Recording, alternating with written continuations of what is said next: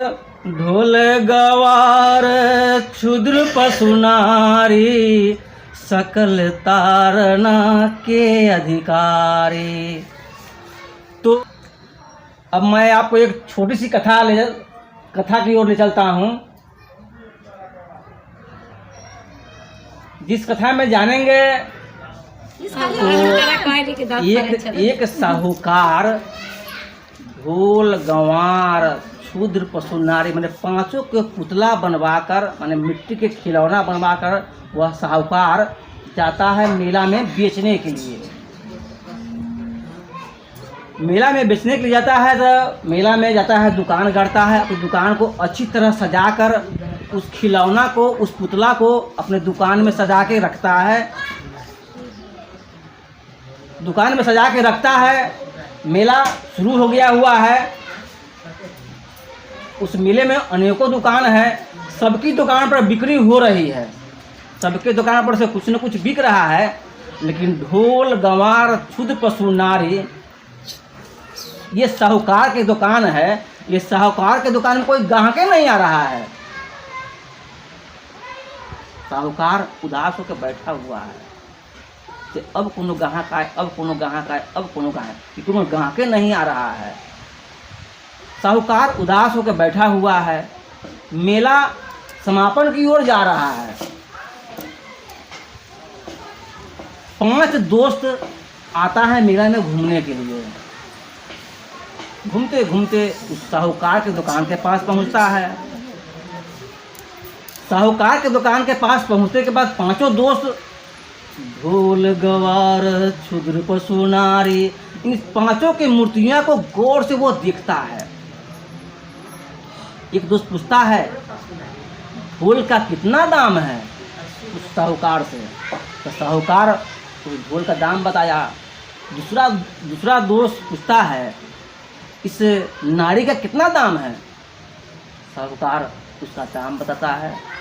इस प्रकार से 5 दोस्त 5 चीज़ के दाम मुलाता है, कितना है कितना है कितना है। तो साहूकार सबका रेट बता देता है। 5 दोस्त मिलके 5 सामान खरीद लेता है।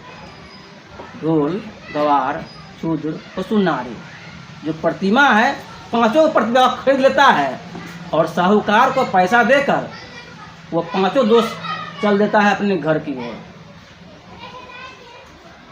साहूकार का सारा सामान बिक गया।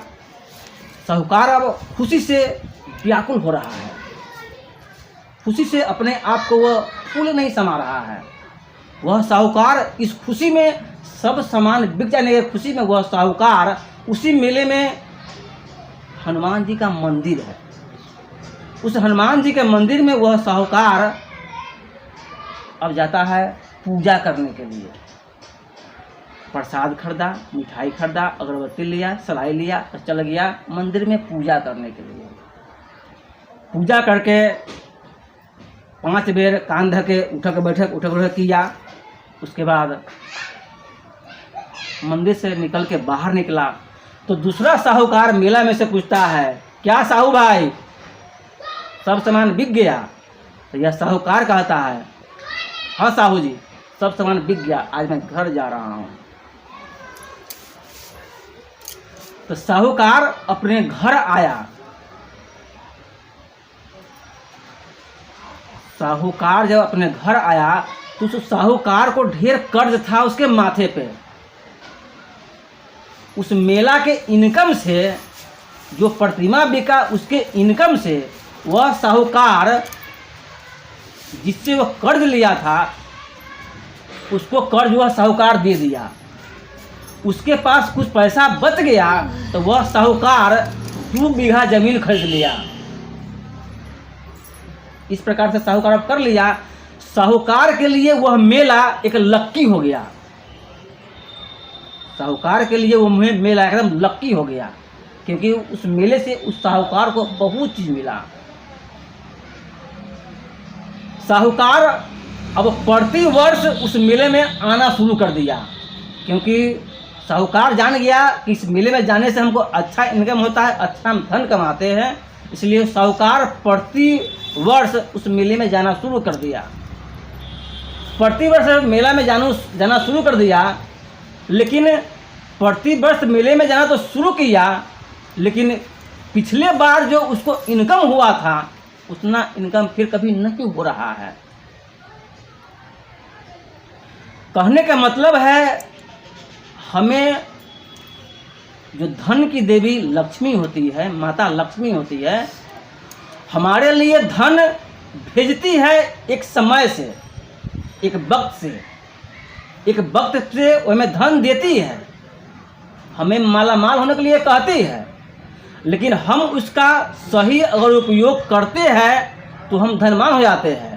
अगर उस पैसे को हम दारू तारी शराब नशे में खर्च कर देते हैं तो हम बर्बाद हो जाते हैं। इसलिए वह साहूकार ने दारू शराब तारी में इधर उधर में खर्चा नहीं किया और उसने कर्ज सधाकर 2 बीघा ज़मीन खरीद लिया। उसके जीवन के लिए सुंदर सा मार्ग मिल गया।